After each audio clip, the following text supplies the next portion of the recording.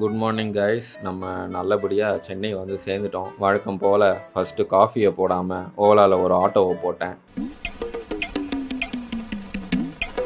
அதிசயமாக சென்னை கிளைமேட் நல்லா இருந்துச்சு.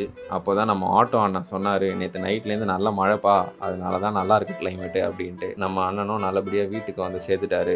அவருக்கு ஒரு டாட்டா சொல்லிட்டு நானும் வீட்டுக்கு வந்துட்டேன். நேராக போய் ஒரு குழியில் போட்டு நம்ம பிரேக்ஃபாஸ்ட்டையும் சாப்பிட்டுட்டு சரின்னு நம்ம கொஞ்சம் வேலை அதிகமாகவே இருந்தது. கொஞ்சம் நாளாகவே நம்ம சென்னையில் சுத்தமாக இருக்கிறது இல்லை.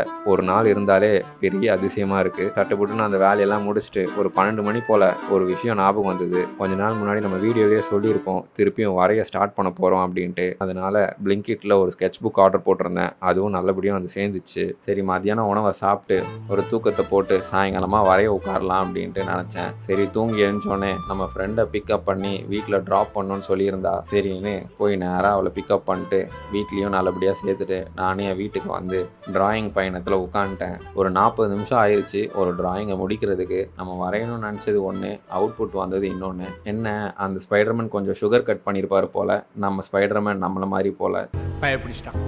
எல்லாம் டெக்னாலஜி. ஒரு வருஷம் அப்புறம் வரைஞ்சிருக்கேன். எப்படி இருக்குன்னு கமெண்ட் செக்ஷனில் போட்டுருங்க. எதுக்கு இதெல்லாம்? முதல்ல நீ முன்னாடி வந்து இப்படி கேட்கறதே தப்பு. சரி கைஸ், நானும் என்னோட நாளை முடிச்சுக்கிறேன். நீங்களும் நல்லபடியாக போய் தூங்குங்க. நாளைக்கு சந்திப்போம். பாய்.